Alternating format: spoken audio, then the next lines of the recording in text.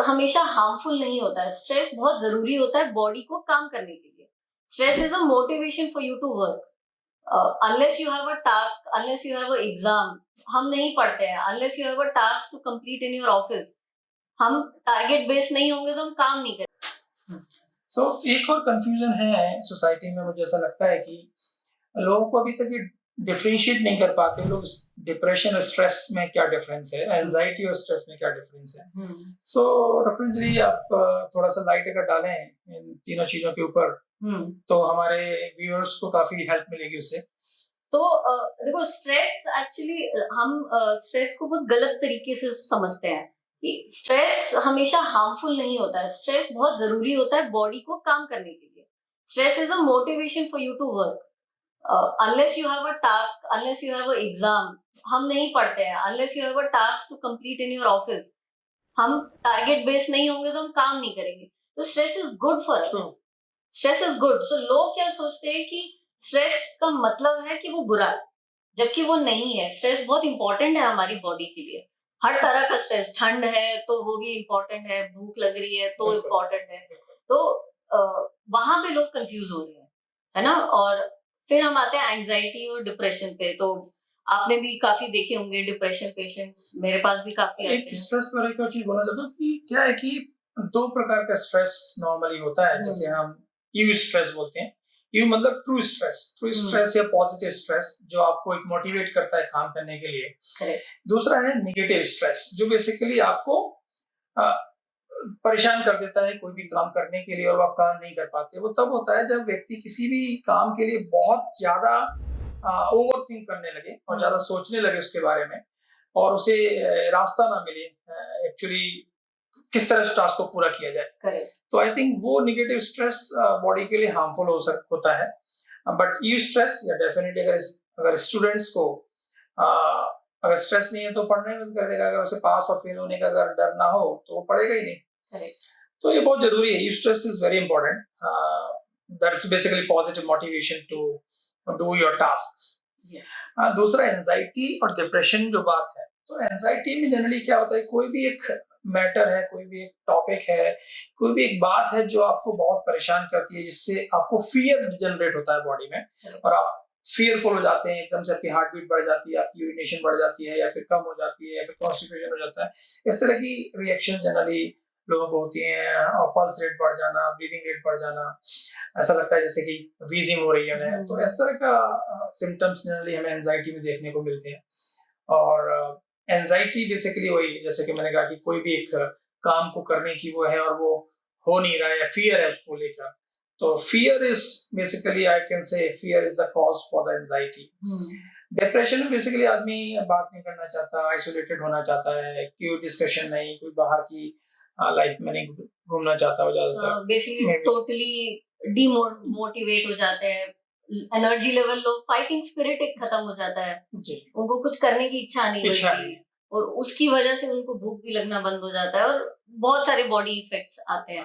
तो ये चीजें हैं जो कई बार ये लोग कंफ्यूज्ड रहते हैं। So stress and handling the bad stress, not the good stress. Good stress is very important for us, but we have to learn to handle कब वो स्ट्रेस जो है हमारे लिए डिस्ट्रेस बनता जा रहा है और कब हमको उसको कट करना है ताकि वो एंजाइटी या डिप्रेशन की तरफ हमें नहीं। वो एक सीखने की जरूरत है आई थिंक हर व्यक्ति को। कि वो एक बहुत पतली सी लाइन है यू स्ट्रेस और डिस्ट्रेस के बीच में, उसको समझना बहुत जरूरी है। और मेरे ख्याल से वो केवल वही व्यक्ति समझा सकता है जो इसके बारे में प्रॉपर नॉलेज रखता है और उसके बारे में जानकारी है। और मुझे ऐसा लगता है कि सोसाइटी में सबसे बड़ी परेशानी आज की डेट में है, जिसे हम व्हाट्सएप यूनिवर्सिटी बोलते हैं। जी। इतना ज्ञान फ्लोट हो रहा है इंस्टाग्राम यूनिवर्सिटी, इंस्टाग्राम और गूगल पे। तो हर व्यक्ति अपने आप को एक्सपर्ट समझ रहा है आज की डेट में। तो मेरा तो बस यही कहना है कि प्रॉपर आप साइकोलॉजिस्ट के पास जाइए, उनसे बात कीजिए, वो डिस्कस कीजिए, वही आपको सही डिफरेंस समझा सकते हैं। हालांकि किसी भी व्हाट्सएप यूनिवर्सिटी और उसे सुनकर और पढ़कर आप अपने हिसाब से उस चीजों को करने लगे। जैसे कि मैंने कहा डिप्रेशन में लोग मेडिटेशन करते हैं।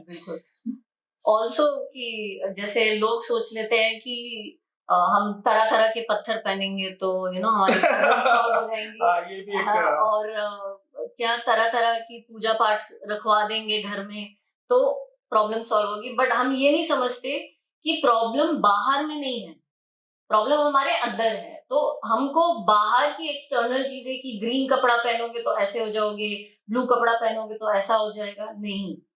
इट इज मोर अबाउट हमारे अंदर। So we have to work on our internal fears, internal problems, internal stress handling या डिस्ट्रेस हैंडलिंग जो हम कहते हैं। It's about our mind, our thoughts which we have to work on. आपकी इस बात से मुझे याद आया, मैं भी कुछ दिन पहले एक मूवी देख रहा था। बहुत ही फेमस मूवी है इंग्लिश की, कॉन्जरिंग। हाँ, राइट। तो कॉन्जरिंग 1 और कॉन्जरिंग 2, उसमें वो जो साइकोलॉजिस्ट था जो बेसिकली ये सब चीजें पैरानॉर्मल को डिस्कस करता है, रिसर्च करता है। करेक्ट। वो कहता है ये सब तरह की जो चीजें हैं वो केवल वीक माइंड वाले लोगों को ही ग्रैब करती है। ऐसा क्यों? क्योंकि जो भी कुछ है हमारे दिमाग में है। बिल्कुल। अगर आप स्ट्रांग हो माइंड से तो आपको ये सब चीजें टच ही नहीं करती। हाँ, आई कैन बी मतलब agree to disagree on one thing कि कलर्स का अपना एक इम्पैक्ट है according to colour therapy. Correct. But ये नहीं कि इससे कोई चीज आपकी मतलब वो कोई जादू नहीं क्रिएट करने वाली है, या you know wearing a gemstone yes, true. in a tube light is definitely not going to help you. So there are a lot of such myths जो हम लोग कैरी कर रहे हैं।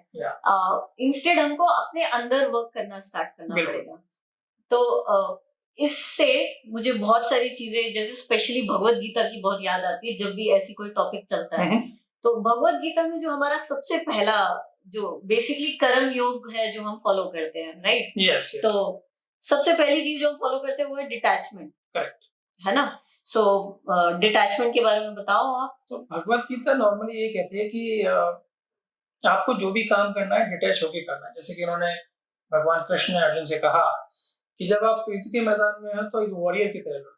बिल्कुल। सो आपको वो रोल प्ले करना है जिस स्टेज पर आप खड़े हो। करेक्ट। सो बिकॉज आज की डेट में उस कलयुग की बात करें तो कलयुग में कर्म योग से बड़ा कोई योग नहीं है। और मैं दूसरे नंबर पे कह सकता हूँ भक्ति योग। सो ये दो योग हैं और भक्ति को अंधभक्ति मत समझिए। भक्ति is very different topic. So may be कभी करेंगे।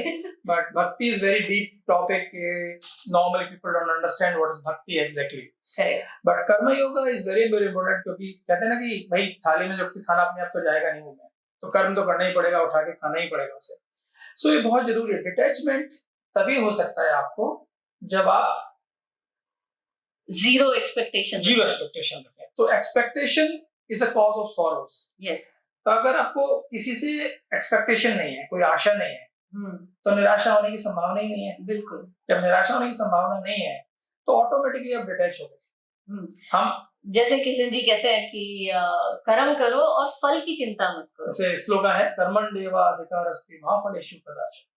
सो वही कि आप कर्म करो पर ईमानदारी से कर्म करो। बिल्कुल 100% दो अपना उस कर्म में, तो सफलता तो आपको मिलेगी ही मिलेगी, कोई डाउट नहीं है।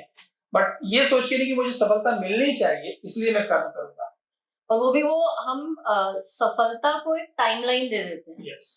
तो एक टाइमलाइन नहीं देना है हमको, उसको एक बाउंड्री में नहीं बांधना है कि मैंने आज कर्म किया मुझे कल मिल जाएगा, ऐसे नहीं होगा।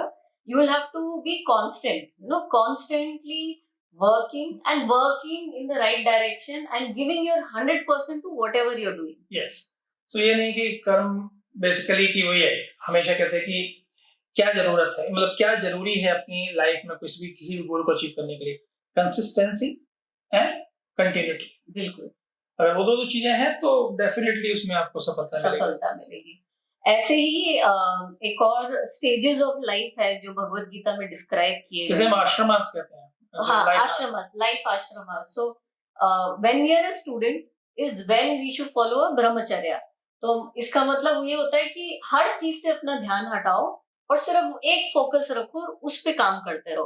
तो उस वक्त हमें भूख की चिंता नहीं करनी चाहिए, हमें डिस्ट्रैक्शंस की, हमें पार्टीज जाना है, हमें मूवीज देखना है, गर्लफ्रेंड्स बनानी है, या जो भी बोल लो उसको। So, आज के टाइम में इट्स मोर लाइक गर्लफ्रेंड्स बनानी है, डेटिंग करनी है। तो जब आप एक स्टूडेंट हो तो आपको पूरी तरह से एक स्टूडेंट लाइफ पूरी अध्ययन की तरफ ज्यादा फोकस रखना है, क्योंकि वो विद्यार्थी जीवन उसी के लिए मैक्सिमम नॉलेज गेन की जाए और उसको हम अपनी जब दूसरी लाइफ में जब एंटर करें करेक्ट तो उसमें इम्प्लीमेंट कर सके और उसका ये द इस्तेमाल सेकंड स्टेज सेकंड स्टेज हाँ जिसे हम गृहस्थ कहते हैं गृहस्थ शायद। जीवन हाँ जी सो उसमें भी बहुत इम्पोर्टेंट है। अब हम अनफॉर्चुनेटली कई कंफ्यूजन हो चुके हैं लोगों के अंदर, तो वो इवन अगर आप लोग इवन गवर्नमेंट नॉर्म्स ले लो या कोई भी नॉर्म्स ले लो, एम्प्लॉय नॉर्म्स ले लो, दे आर करेक्टली प्लेस्ड कि आप 60 के बाद रिटायर होते हो, राइट है ना। तो कहीं ना कहीं वो एक थॉट कि आप फैमिली को छोड़ के बिफोर 50 ऑल्सो, अगर आप एक फैमिली में हो और आप फैमिली छोड़ के आप सोचो कि आप वनवास ले रहे हो और you are doing a great thing, so unfortunately नहीं, because if you are born as a family person you will have to complete your role of a family person. Family responsibility पूरी करने के बाद आप अपने अगले स्टेज में enter कर जा सकते हैं, सकते हैं, जो हम रिटायरमेंट भी कह सकते हैं और वानप्रस्थ भी कह सकते हैं। वानप्रस्थ कर सकते हैं। तो बट ये जो फैमिली वाला स्टेज है ये बहुत इंपॉर्टेंट है।